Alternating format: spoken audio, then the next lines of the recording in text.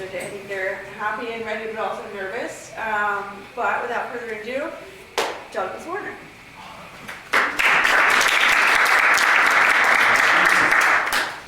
Alright, I'm going to be talking about lenses and light. And it's a very kind of deep topic, so I might not get into the full details, but my goal is to give a general understanding and explain how these random pieces of glass can actually manage to fix our eyesight. So to start with some basic facts, over 2 billion people use some form of corrective lens worldwide, which is about a quarter of the population, so it's really common.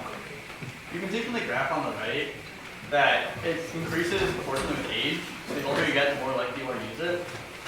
But contact lenses are also more used for the younger generation. As people just like it, it's easier for people to use, and it doesn't look as clear. For light itself, basically we just take rays and we manage to transform them into images through a process we're going to talk about later. Lenses were first invented in the 13th century. We've gone through a long process of improving them, but the basic concept has actually remained pretty similar throughout, so it's pretty cool. And even today, we're still improving our research. I'm going to talk about this later, but there's a lot of stuff we're doing to improve our eyesight and even do things more than that today. So we're actually getting a lot done, and in the future, there might be a lot more to talk about. So I'm going to start with the real basics, just what is light? So light is produced in the form of rays, which it took us a while to figure out, but we eventually got there. It plays a vital role in various chemical reactions. So if you're in bio, you might know about photosynthesis. So it's interesting to note that light isn't just a concept, it is a physical thing that's actually happening and can matter in other equations. The most basic form is a photon, which is what we're going to be using just for a lot of measurements and things. It's useful just kind of provide a basis, kind of like an atom. And the study of light is known as electromagnetism. There's also more stuff, but if you're in Physics C, there's a lot of stuff about that. So for the basic history of lenses, until the 17th century, people debated over how rays actually work. It was pretty easy to figure out what they were happening because if you use a piece of glass from a beach somewhere, it acts like a magnifying glass, so you can kind of see a condensed ray of light, so people could figure out that. But they weren't sure whether the objects themselves were emitting rays, or whether your eye was emitting rays that would bounce back, kind of like echolocation for a bat. So they were really confused. But in 1604, a guy named Johannes Kepler talked about how rays were constantly produced and then were condensed in the eye. He wasn't completely right, but he did provide a basis of understanding for what we could use to build on in the future. The eye actually acted as a natural lens, which was good for people to figure out. The curved shape helped condense the rays, so it provided inspiration for what we have today and actually condensing stuff.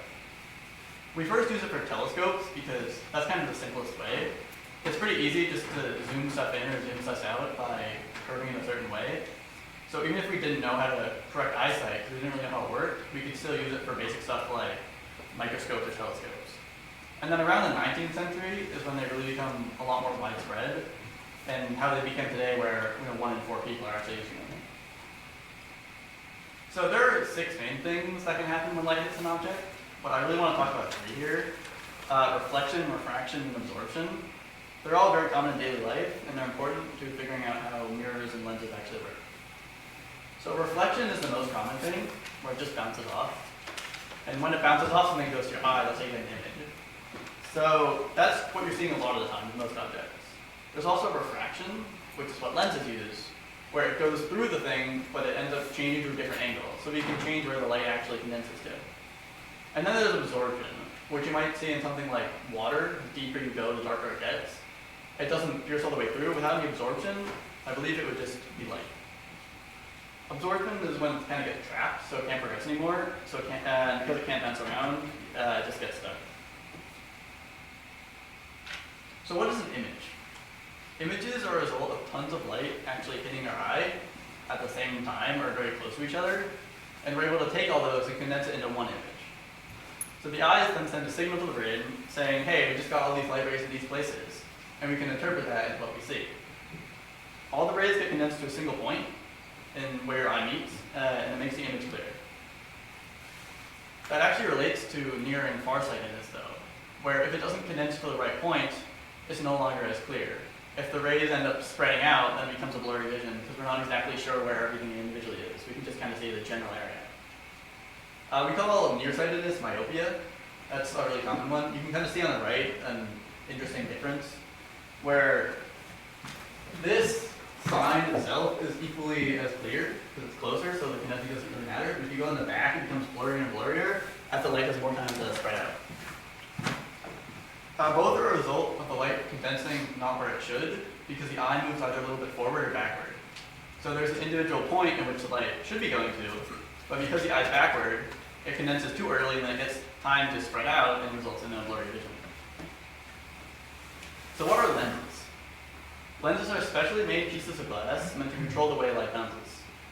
Using refraction, which I talked about earlier, they can change exactly where the light condenses. So this is pretty easy to demonstrate through lasers. If you just aim at something, you can see exactly where it's going to go, and you can kind of see the effect the lenses have. Now this is actually really useful for if the eye is too far forward or backwards, because if the eye, the spot where it should be condensing, is too far back, we can just use lenses to make the light also go that far back. So it condenses in the right place, even though the eye isn't where it normally should be. We also have glasses and contacts, which the whole idea is that even if we can't fix the problem, because dealing with the eyes is kind of annoying, very precise, we can actually just accommodate it by pretending like it doesn't exist. So we can just use lenses to correct the problem, and then we can fix it later once we actually have better technology for that. And then when we have the idea that glasses are the best way to condense light, we just say, hey, what if we put it up to our eye? That's the easiest and simplest way to do it, so we end up with glasses. And then when testing lenses, so if you're ever at the eye doctor where they go, okay, lens 1 or lens 2, lens 2 or lens 3, all they're really doing is changing the point where light is going in your eye, and then once it gets clear, that just means you have the right point, and we can just go with that. So there are also a few other types of glass, mainly windows and mirrors, which I always thought was kind of weird, just the idea that like you can see something physical there, but you can just see straight through it. But they're kind of similar to glass, they just all look a little differently. Mirrors are based on reflection. So the light goes through it, and then it hits something at the back of it and comes back, and you're able to see the image in the mirror. Windows are just straight glass without a lot of absorption, so we can just pretend like they're not there, which is really useful for providing a physical barrier without being able to block our eyesight. And then something like sunglasses would use absorption, where it takes the light and gets rid of some of it so we can see easier. Now there are also a few other interesting things about eyes I can talk about, like color blindness, which for a lot of time we didn't really know how it works, and it was also kind of hard to figure out that it was even a thing, because we didn't have, good dye tests. But to give a really simple explanation, we have a few cells at the back, cone cells and rod cells, which are responsible for light sensitivity and color. So the cone cells will say, okay, red, green, or blue usually. And then around 4% of the people are colorblind, which is more than I thought, honestly, but it makes sense because it's not that easy to see. So currently fixing the problem is too precise, like I said, but the idea is with our lenses that we can kind of get rid of all like the weird light.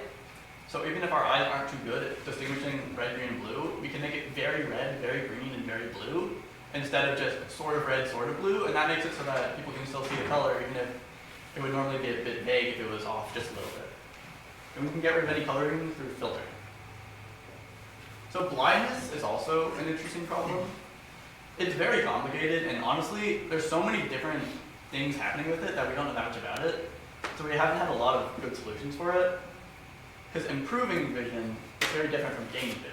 Improving, we know that everything's going right, there's just a small problem. But actually gaining vision itself is completely different, and that requires a deeper understanding of what exactly the problem is. It does have to be noted that lenses can't just solve every problem, because they are ultimately limited in what they can do. Another problem, though, with actually solving blindness is a lack of motivation, because from the graph here, it becomes way more of an issue at later ages. But at later ages, people are like, oh, well, it's already a later age, so we don't really need to fix it as much. So there's just not as much research actually going into it. But it will be interesting to see what we can figure out in the future. So there are also a wide variety of future innovations that we can do. One example of this is laser surgery, where we've done a little bit in the future, but I'm sure it'll get better. Right now, it's okay, but it's also interesting how we focus on improving our eyesight, but we could really just make it as much, as better, we can make it better than it ever was before. So instead of just restoring it back to normal, like, oh, 20/20 vision, if we have a deeper understanding of how exactly the eye works, we could maybe enhance it to be better than a normal eyesight.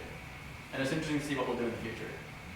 We also are getting more precise, which could help a lot of these problems, where lenses just aren't the best way to solve it. So if we can actually fix the issue rather than just kind of ignoring it, then that's probably something that we can advance in the future. There is more than just correcting vision, like I said. There's a lot of different stuff happening.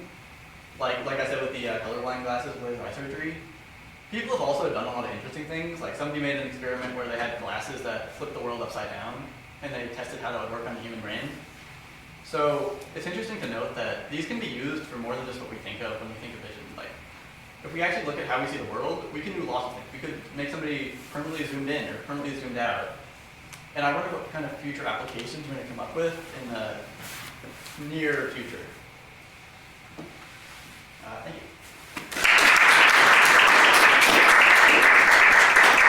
Any questions?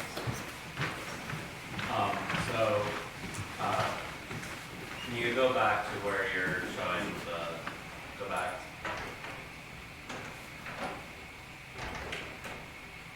That one. So there was a slight correction I wanted to make.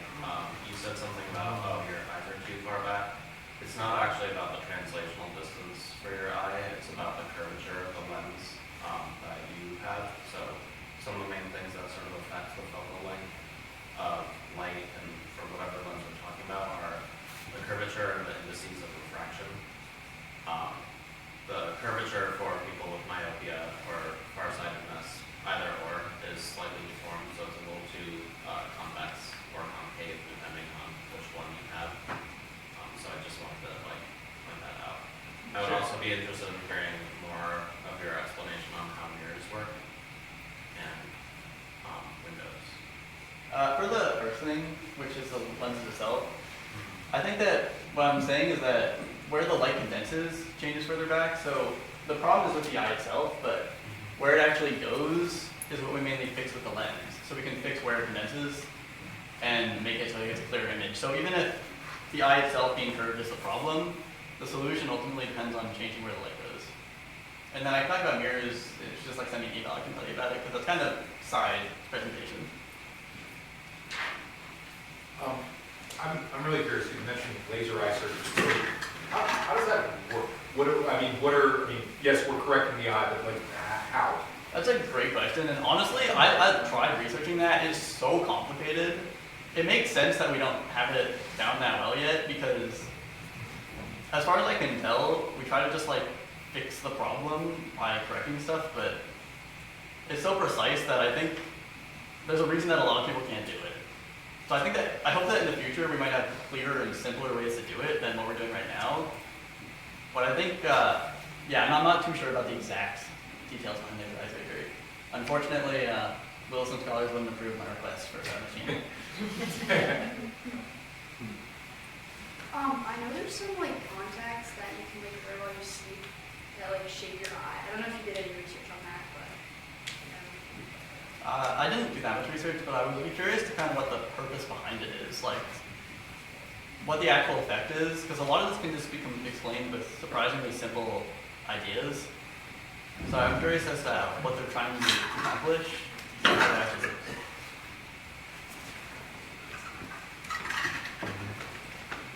Okay.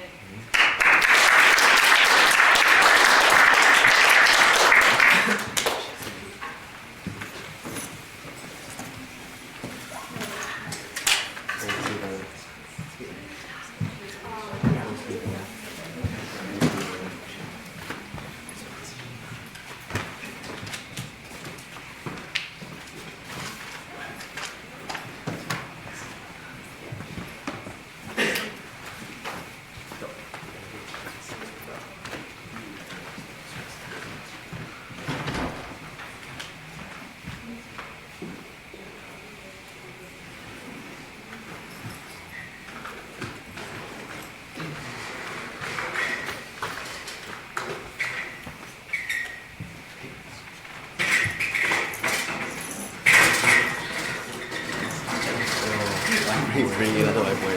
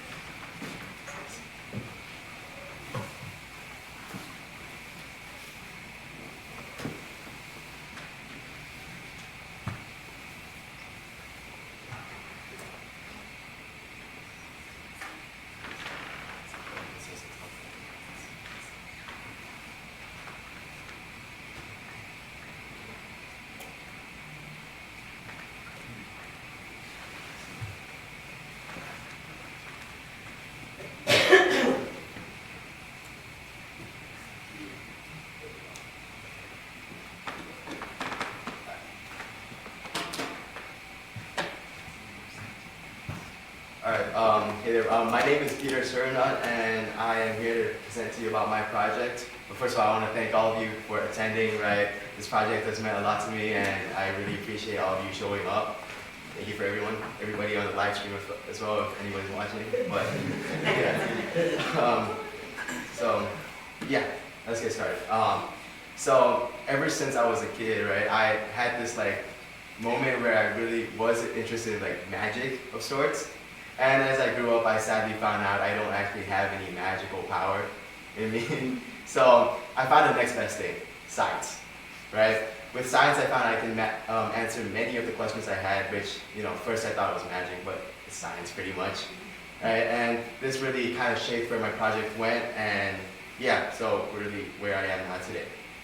So I give to you my presentation, electro vapor, making water from air. So, in this presentation, go over the why, pretty much a why I'm doing this, the need of it, why find a new source of water, what is EHD and how does EHD work, and my applications. So first off, as you all may know, right, water scarcity is an issue in many places around the world, and has always been an issue and is still an issue. This might sound weird, but like 71% of the world is actually covered with water, but only 3% of that water is actually fresh water we can use. And the majority of that fresh water we can use is locked away in glaciers or like deep underground. And that doesn't leave us with much. And with that in mind, 70% of all that water we can actually access is being used in agriculture, and most of it's being wasted due to like inefficient methods of agriculture. So this really leaves us not much water at all. Actually, less than 1% of water that we have easy access to is actually used for us human beings. And that can, of course, vary from place to place as well, but to me, I don't think that's enough water for everyone to go around. One of the main sources of water we get right now is from digging underground and getting water, right? Although this method is effective, right, they also have some drawbacks. As technology increases in its complexity, all that, getting water is easier than ever, right, than just digging down. But the problem is we're draining a lot of water from the groundwater sources. What this means is it's causing longer droughts to happen due to less water being underground and all of that. So we can actually see the effects right now. Right now, around 2.7 billion people in the world experience water shortages at least once a year, like once a month a year, and around 1.1 billion people have water scarcity issues all throughout the year. So I aim to tackle a simple problem like this, right, through like innovations we can do day to day. But currently, right, solving this crisis requires more than one miracle fix all, right? It calls for like a multi-scale approach from like different countries and different governments and the people themselves, like people to invest in the technology. But I guess the main goal of this presentation is to show that there's many different water sources around you that people can begin to try to utilize and actually try to use it more and try to like show that there's more than one way to do things. Alright. So now into the sciencey part of my experiment. The whiteboard real quick. So let's start with something simple. Y'all know how magnets kind of work, right? We got the north side and the south side, the positive and negative. And we know the part where opposites attract and the same things repel, right? EHD kind of works out that factor just quite a bit. So I want you to imagine an air molecule right here.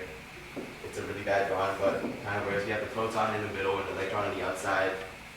It's neutral most of the time, right?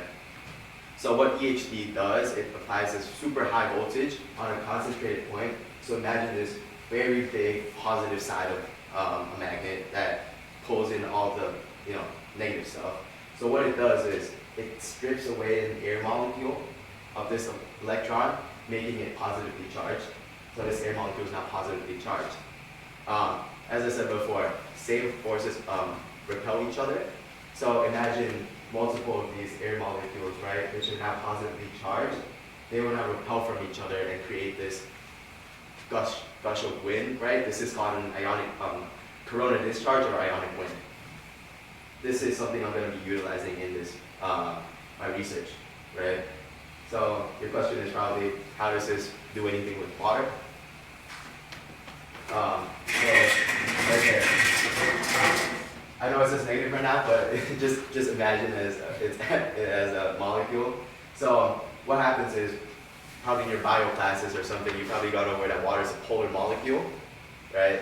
So what MIT researchers did not too long ago was that they discovered by electrostatically charging a mesh, right, making it negative or positive, it will cause water to condense a lot easier onto the mesh, right? So I plan to utilize this mechanic of water to allow water to condense easier onto a mesh. So my plan was to use EHD, to use that repulsion from the corona discharges to force wind to go push air molecules or water vapor through a mesh which is electrostatically charged, forcing water to condense on it easier and possibly have a new water source, kind of, using morning fog. So you got that, imagine those are molecules. The ionic wind pushes it through and feeds it right into a mesh where it will hypothetically make it allow the water to condense a lot easier than normal meshes. Alright, so I had to put this hypothetical theory into work. So I have this thing right here with me. Here's a rough prototype of the thing, and I'll describe what the components are right now.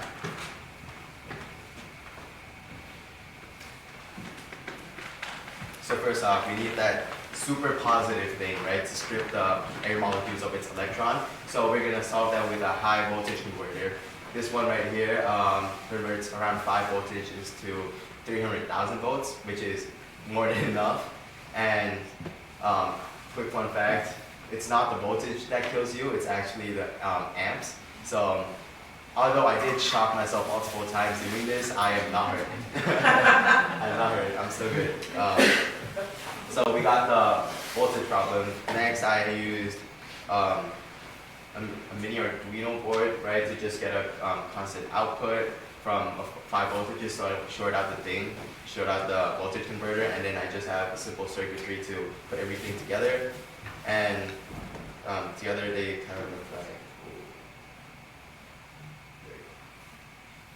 together you can see right that's the side of the board right here, right? I think it's rather small, so, but more on that side later. So we then stick a mesh right there onto the electrode side, and then and then have a cable, which is rather, it has to be thin. That's one of the key factors for this EHD thing to work. A thin cable going across, right, leaving around a 2-3 centimeter gap between the actual anode and electrode. So no sparks form, but it will actually form this ionic discharges instead. So with that, I had to test it. So here I'll show you guys a video of it in action.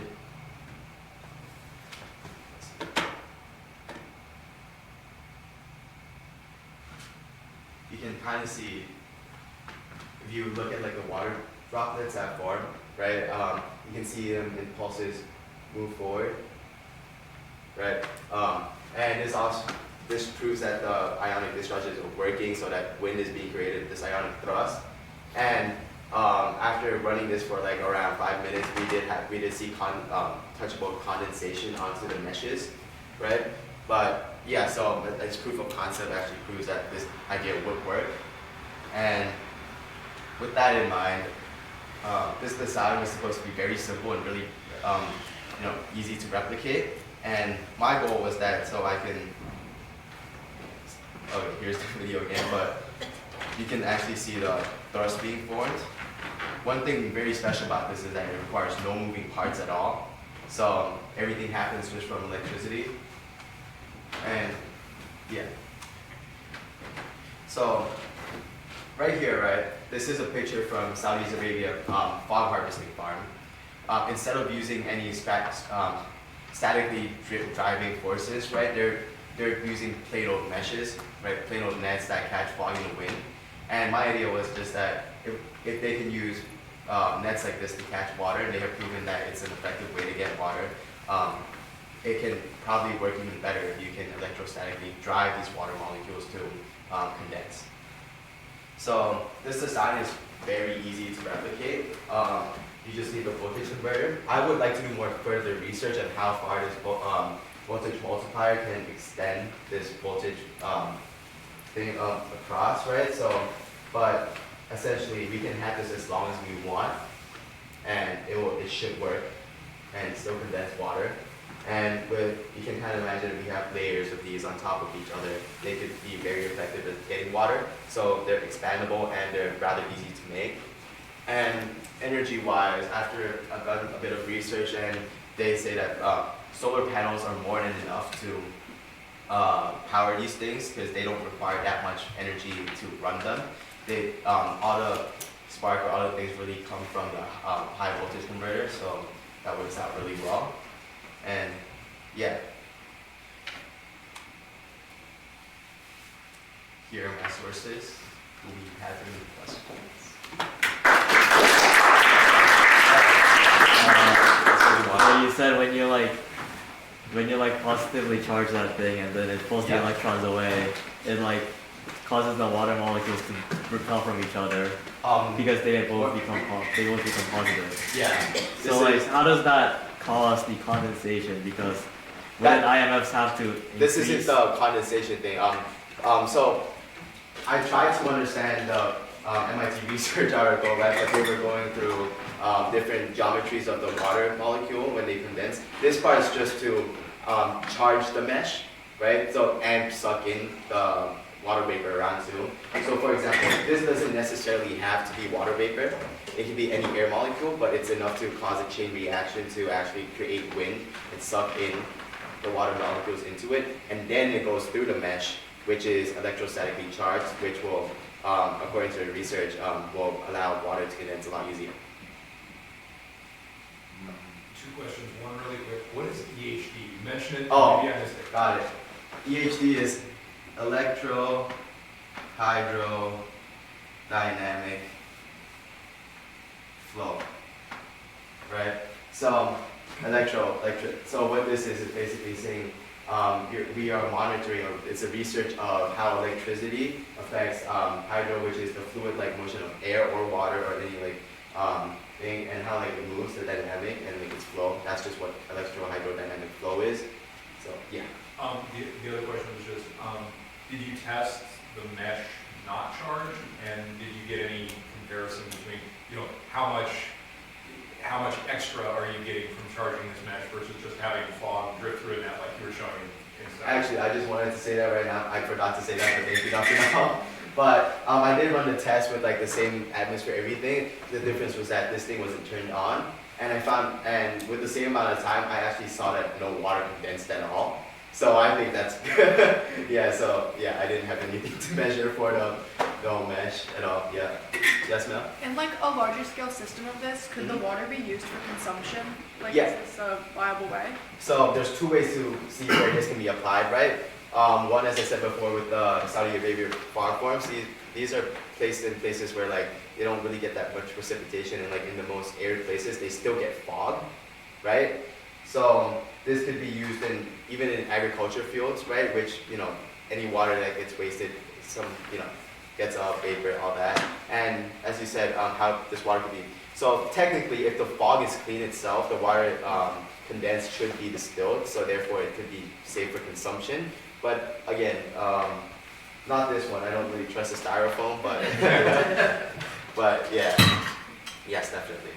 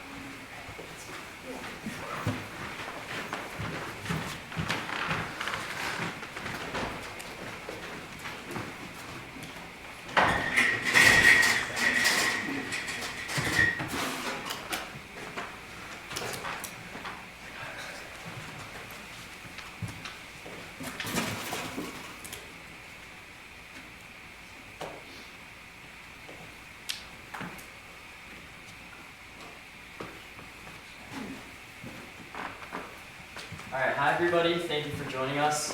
Today I'll be sharing my scholars project that I completed this past trimester, which focused on the impact of screen time on reaction time. So, you're probably wondering why Derek White, Jaylen Brown, Jason Tatum, and Al Horford are on the screen right now. So for some context, I grew up a huge Celtics fan, and one of my most vivid memories as a fan is this moment in Game 6 of the Eastern Conference Finals 2 years ago.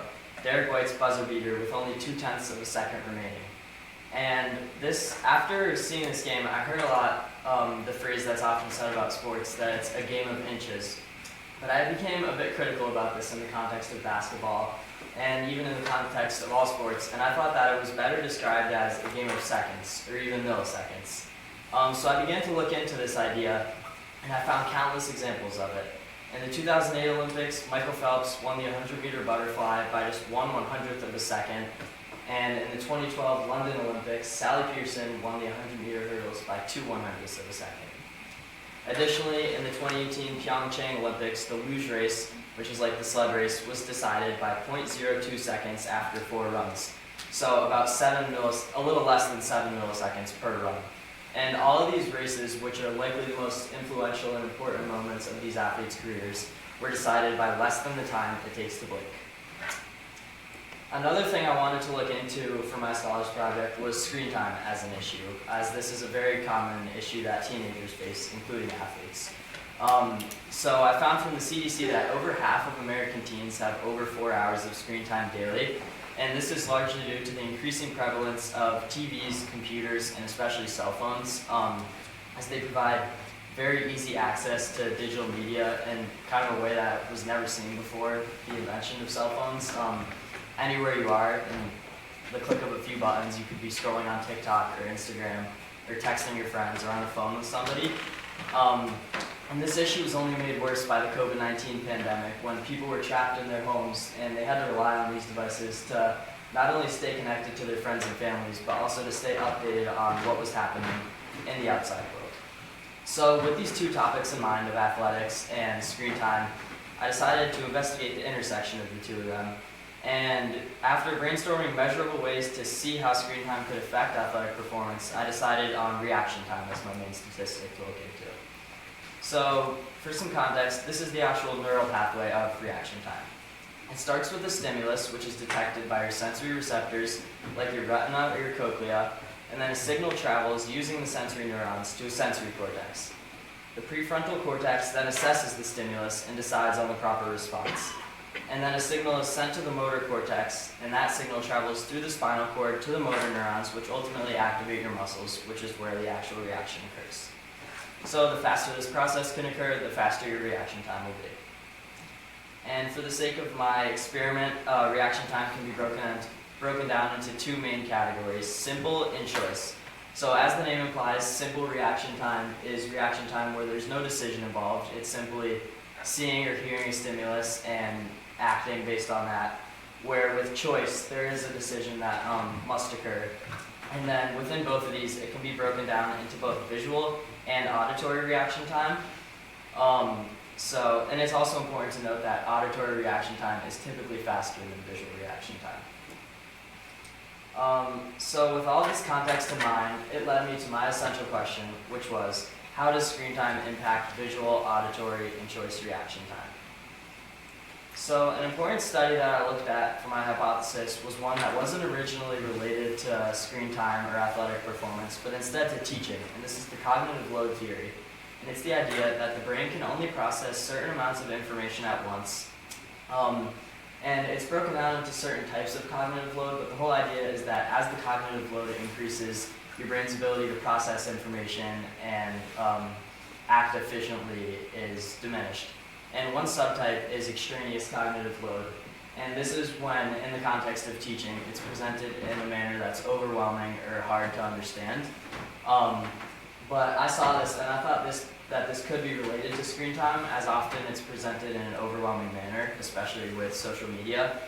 So I hypothesized that this increased cognitive load would lead to slower brain processing, which would ultimately lead to a slower reaction time. So for my procedure, who was tested? It was tested on 10 volunteer Williston students, 5 males, 5 females, between the ages of 16 and 18, so all juniors and seniors in high school. And Latif did give me his permission to use this, don't worry. So my procedure was fairly simple. For materials, I had markers and paper, courtesy of my mom, thank you. And then the students were told to bring computers and their cell phones. So for the first week, half the students were tested on simple reaction time, both visual and auditory, and half were tested on choice, and I was only able to test visual as I didn't have the proper materials to look at choice auditory. So they took a baseline reaction time test of the type they were randomly assigned, which was followed by 30 minutes of screen time, which was then followed by a final reaction time test. And then they returned a week later in the same conditions and again took a baseline reaction time test, followed by 30 minutes, this time of non-screen time. So some students resorted to drawing, and some did origami, some kind of just zoned out. And then finally, they took a final reaction time test again.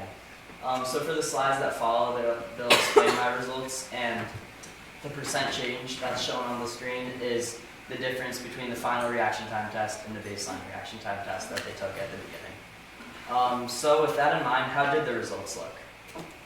Well, at first, they didn't look great.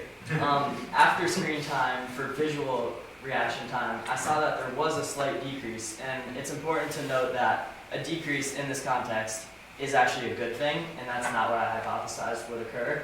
However, you can see after non-screen time, there is a greater improvement of almost negative 3.5%.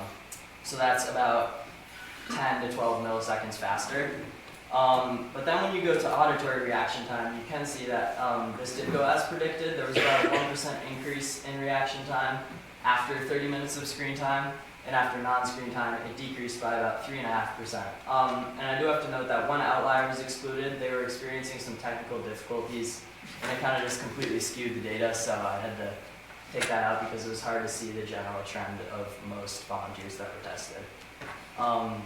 And then finally, for choice reaction time, which I believe is most applicable to a majority of sports, as often you're reacting to the way that a defender's body is positioned and deciding which way to go based on that, or you're reading a goalie's body language and deciding where to shoot. So that's the most applicable to a majority of sports, with the exception of track and swimming, where you hear a gun or you hear, I'm not sure what the thing is at the start of swimming, but you hear that, there you go.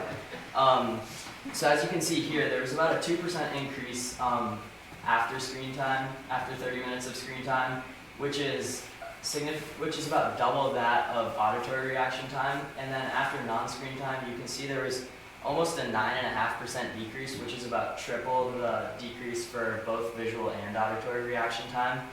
And the reason that this difference is so much greater is because choice reaction time is the most complex process, so when each step of the process is slightly slowed down, it compiles a little more for choice reaction time, which leads to that greater difference between the two. So one other thing that I looked into was the mental fatigue created by screen time. And this is kind of similar to the cognitive load theory, but this mental fatigue created by screen time can slow down each step of the neural pathway of reaction time that was previously described. So it might take marginally longer for the signal to travel through your spinal cord or for the sensory receptors to send a signal to your brain, but it does add up and can create a significant slowdown in reaction time. And my results demonstrate that even a short period of screen time can cause that mental fatigue and temporarily reduce your brain's processing speed. Additionally, I looked at medium multitasking, which I mentioned previously, but I'm sure you guys are familiar with these apps here. You guys know that information is often presented in a very overwhelming manner. I mean, on TikTok, for example, you could probably see 20 different videos in the span of a minute, and that's a lot of information for your brain to process. So this overwhelms your brain's working memory, increasing that extraneous cognitive load and ultimately causing that slower reaction time. So to summarize my results, regardless of the type of reaction time, after 30 minutes of screen time, there was about a 5 millisecond increase in reaction time, and after 30 minutes of non-screen time, there was about a 5 millisecond decrease. So while this does support my hypothesis, it is a pretty negligible difference. Even in the extreme examples that I mentioned previously, it might not have changed the results. But like I said, this is the average of all types of reaction time. If you look at choice instead, which I believe is most applicable to sports, you'll see that that 5 millisecond increase becomes a 10 millisecond increase, and that 5 millisecond decrease is multiplied by 8 and becomes a 40 millisecond decrease. So that gap between the two actually can be more significant and could lead to some different results in certain sporting events. And I gave examples previously of Olympic athletes, but this certainly is not limited to Olympic athletes. It could apply to athletes here at Williston. Take Owen Converse and Connor Graff, for example. Both goalies in their respective sports, that 50 millisecond difference could be the difference between letting in a goal and losing the game for their team, or saving a shot and winning the game. And while goalie seems to be an obvious example, I want to point out that this isn't limited to that position. It could also apply to other positions in other sports, such as Danny Broussard, who plays baseball. That 50 milliseconds could be the difference between him hitting a foul ball or hitting a home run. So I hope all of you guys in the audience will consider that on your next bus ride to a game. Maybe you'll decide to do something else other than scroll on TikTok or Instagram. So for some potential continuations for my experiment, first of all, I want to acknowledge that the issue of screen time, specifically with cell phones, is relatively new and the long-term effects are still being studied. But some expansions that could occur are seeing how hand-eye coordination is affected by screen time. This was something I wanted to look into, but I ultimately didn't have the right amount of time or the materials to quantify that, so I decided on reaction time instead. And I also would like to look at how certain types of screen time affect reaction time. I did have to be considerate of the fact that people were giving up time of their Sunday to come help me out, so I didn't want to be like over their shoulder making sure they were doing one certain thing on their phone. And also I think testing a more vast age group could lead to interesting results, because mine was a pretty concentrated age group, but I think either younger students or even maybe like an elder age group could be interesting to see how that compares to my results. And finally, I'd like to give a huge thank you to Ms. Blazing for all of her help and support, and thank you all for listening.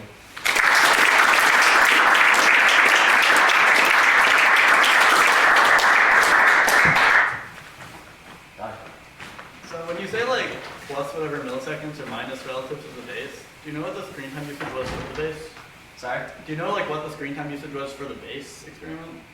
For the base? For the, like if you're saying plus 50 milliseconds after using screen time, plus 50 milliseconds to what you originally recorded, right? So the base was just what they completed when they got there.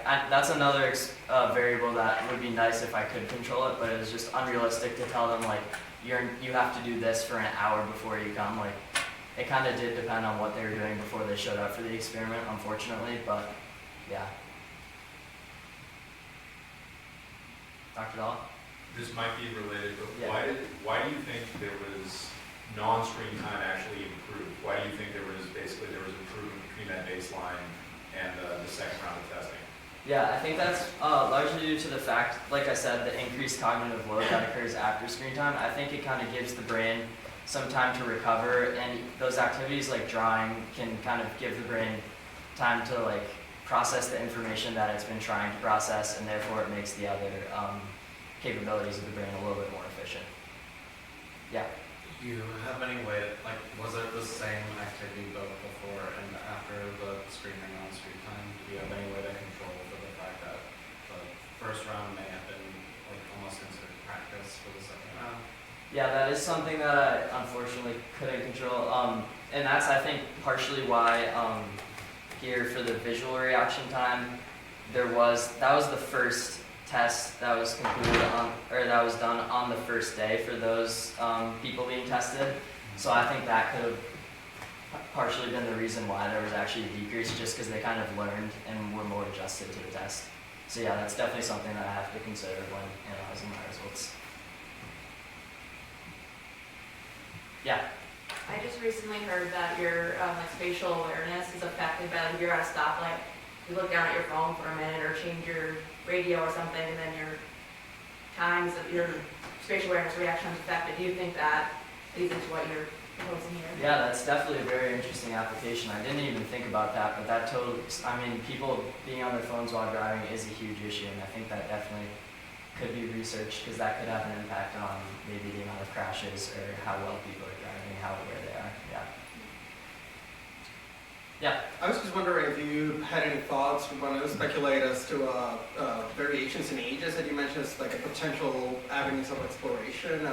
It made me think, right, like folks, your generation who have had this technology throughout their lives versus folks my generation who we have acclimated to them. Do you have any thoughts on like what that may look like? Yeah, I mean, I haven't looked into how it impacts other age groups too much, but I would think that potentially for a younger age group who's, like you mentioned, been more acclimated to that and been using devices kind of their whole lives, they may be less impacted by that because their brain has adjusted to the constant use of screen time. And maybe for an older age group, they might be more affected by that screen time just because their brain hasn't always been acclimated to that. Yeah, I'm still on here. I'm curious if you observed what the students were doing while they were on their screen or not on their screen in that 30 minutes in between. For instance, were they sitting down lounging during screen time? Were they upstanding around during the non-screen time? Yeah. Better way of saying it. I'm just curious about if you observed that at all. Yeah, well, I would say definitely it was conducted just in a classroom down the hall in Reed. I would say a majority of participants, regardless of if it was screen time or not, just stayed seated. But I will say, during the 30 minutes of screen time, I think everybody stayed seated. And I think during the 30 minutes of non-screen time, some people in this room were inclined to stand up and walk around, maybe just because they were a bit bored. So that's something to consider too when looking at my results, the physical activity that was occurring.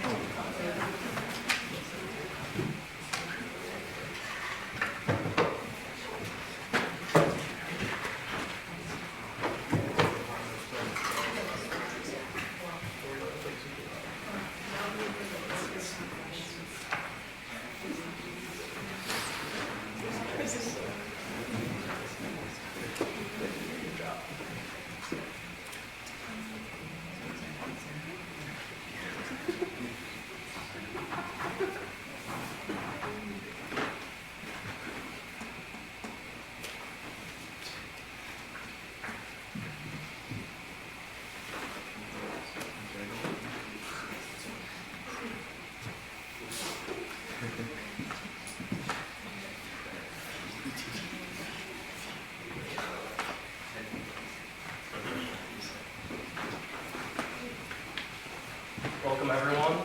My name is Owen and today I will be sharing my project on the effects of modern shoes on your natural movements. How do modern running shoes affect your natural movement and could it lead to injuries? This is a question that I have been trying to answer for the past trimester. And I think the main reason that this had come to me was because during one of our welcome days this year, I was having a conversation with Mr. Hill and we were talking about a past experience that he had hiking. And while he was hiking, he was talking about how his feet were hurting in his boots, and that when he was looking around, he noticed a group of hikers hiking barefoot. And this kind of sparked an idea in my head that we created shoes to aid us in our natural daily lives, and we were just not made to wear shoes. We have seen some ways that shoes have affected people's feet and the way that they are like the way they are now. And one of these examples is LeBron. See, his feet are not as I feel like this is important because feet are a very important part of our body as it helps with our stability and the way we move, and affecting it in a bad way like that can lead to just a very unhealthy lifestyle. Some studies that I had read while I was doing my experiment include going barefoot, strong foothold. This was a professor that was explaining his idea that The feet are kind of like the core, like your abdominals. They help with stability and support as you do all of your natural movements that you do every day. The second article, foot strike and injury rates in endurance runners. This article main focus was how you strike the ground with your feet. There are two different ways you can strike. You can strike heel striking and forefoot striking. So these would be landing on your heel first, and then landing more towards the middle or balls of your feet. The third article, the effects of foot strike pattern on low back posture. This has the same main topic of how you strike the ground, but it goes more into depth into the upper body, the lower back, stuff like that. This is an idea that I would have wanted to get into more, but I just wanted to point out because there is a part of my data that I feel like if I had more time to focus on this, it could be very important. For my procedure, what I wanted to do was kind of mimic the most natural movement that we do on a daily basis, which is walking. So the first thing I would do was go to the athletic center and use the treadmills that we have. I would put the treadmill to 1.5 miles per hour and an incline of 1 to kind of mimic walking. I would walk on the treadmill barefoot in my New Balance shoes, which for my study will be considered my standard or neutral running shoe. And then my favorite part of my experiment, my barefoot shoes.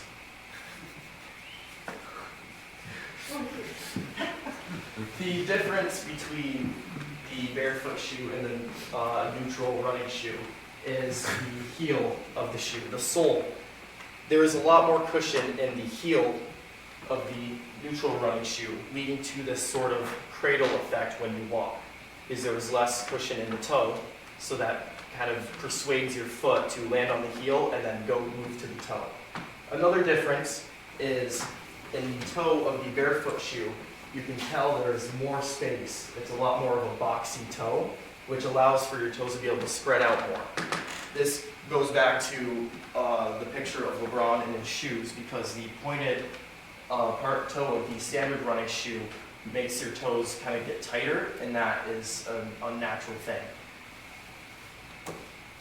Some more about the anatomy of the foot and your leg is that the muscles work in a vertical and horizontal pattern, and with the cradle effect of the neutral running shoe, the sole can negate a lot of the vertical force that you put into your movement, because as you cradle, you move onto the toe and you push horizontally. With the barefoot shoe, it's flat, so you're normally supposed to walk, you land on the balls of your feet and you get more vertical impact, more pressure vertically. This can lead to what I feel like is my sort of hypothesis of that. If we were to walk in a more natural barefoot way, this could lead to the muscles that are used to help push and move vertically. Those muscles can be more and better conditioned and can lead to less likely chance of injuries. One example that I've really liked is the idea of a soccer player. If you are running full speed down the field and you have a defender try to slide tackle you, you're going to probably jump over them. The idea is that if those muscles that help push vertically aren't well conditioned, if you are running as fast as you can and you try to jump over that player and you extend your leg, those muscles can get injured. The idea, I feel like, is that if you were to walk more naturally barefoot type of style and condition those muscles better, use them better, there's a less likely chance that you could get hurt doing that action. For my first set of data, I took the camera and put it to the side of me as I was walking. You can see I marked towards my knee and down to my ankle. The idea here is that I'm looking for knee and hip flexion, which means how far your leg kind of goes up in the air. And if you look at my barefoot data, my barefoot is, I'm going to consider my control group, as that is sort of the type of style of walking that I am after. You can see I had an angle, total average angle of 135 degrees.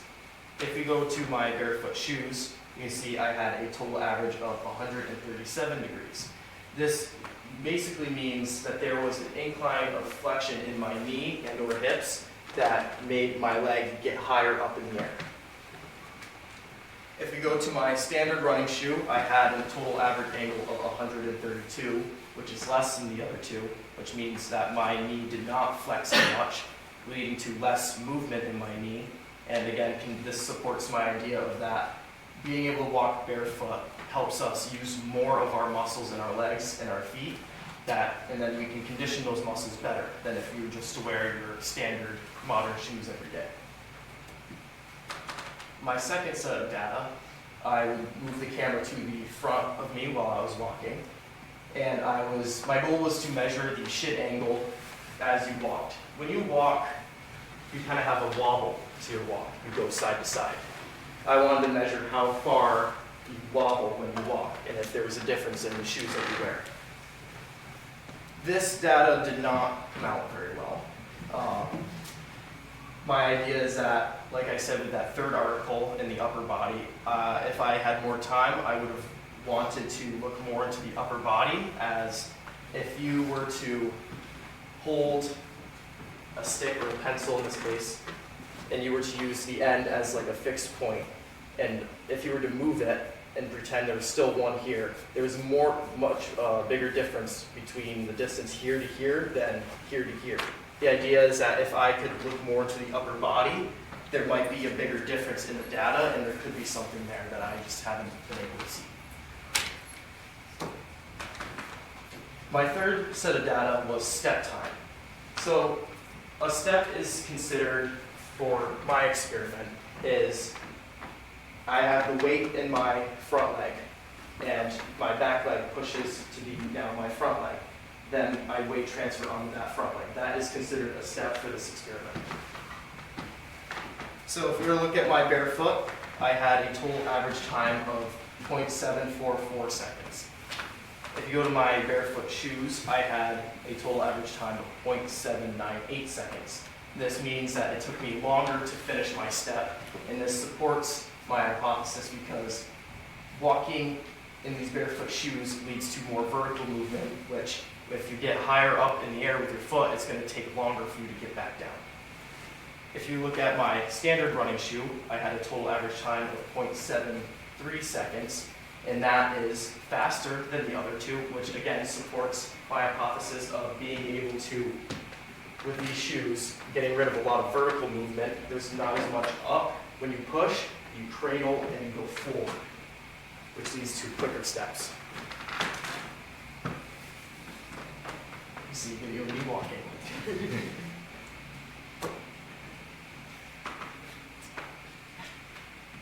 Some of my main takeaways is that the idea of these barefoot shoes is something that I would encourage everyone to look into. There are many ways that you can wear them. You can just wear them around, you can lift in them, stuff like that.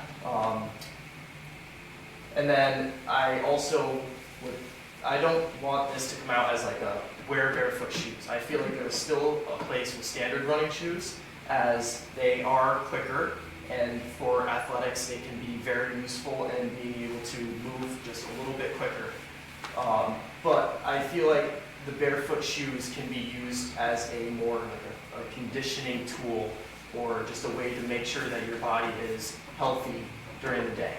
I have been wearing my barefoot shoes a lot over the past trimester, and I must say that the first week my calf was hurting a lot. But after that week, they have felt in better condition than they were when I was wearing my standard running shoe. So I would highly encourage for anyone to look into them. I think they are a very good way to keep your body healthy and to make sure you move how we're supposed to move. Some things that I would have done differently, I had only experimented on myself. I would have loved to get a couple more people, at least in the 4 to 5 range, to see if this is not just a pattern for me, if this is a pattern for more people. And then, like I said before, I would have loved to look more into the upper body of this and see if there's any effect on posture or anything like that. Thank you.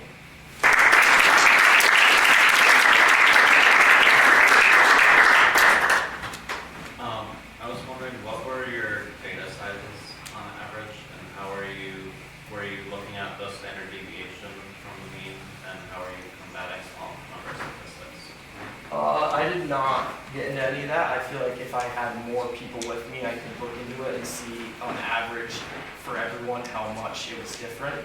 I probably should have done that, but I don't know. You, when we go back to where you were showing your data, right, when you say the averages, you list about 5, like 5 is your total number of like samples. Is that like representative of the actual data you took, or did you take more and it just shows like 5 data points? I just did 5. Why do you think the barefoot shoes like deviate a lot from the measurements from the barefoot? Like, does it have anything to do with like you knowing that you're wearing barefoot shoes, so like you walk in a different manner, or like is there something else into it? That could be a possibility. That could be something to look into. I feel like it also, the way they work, they also persuade your foot to do that action more. So although I may have been thinking I'm wearing a barefoot shoe, I'm going to walk more barefoot, I feel like the way that they kind of fit your foot, they might persuade you to do that.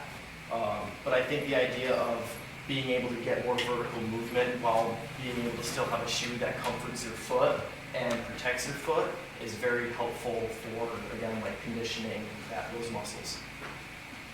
Dr. Dahl? Is there any difference in weight between the shoes? Is that something that changes your gait or like, I feel like I'm wearing both of them right now. I don't notice much of a difference besides the fact that I can feel a lot more cushion in my left foot. I feel like I'm standing like this, but I don't think there's much of a weight difference. I haven't noticed that. During athletic performance this year, I wore both with whatever day it was, and I never noticed a difference with weight. Ms. Chambers? I was curious to know why you chose those barefoot shoes, because I know that runners, there are other barefoot shoes where like the toes are out, right? And they're less like a shoe, more like a foot on top of a foot. So I was curious as to why you chose these shoes as opposed to those. So my main idea was that they are, or I guess more towards the barefoot shoes that have the toes. They're not stylish. No, they're not. I want there to be something that you can wear daily. These ones specifically, a lot of these barefoot shoes are actually very expensive. They're like $150, and frankly, I didn't know what I was getting into, so I found a pair for $50 on Amazon. All right.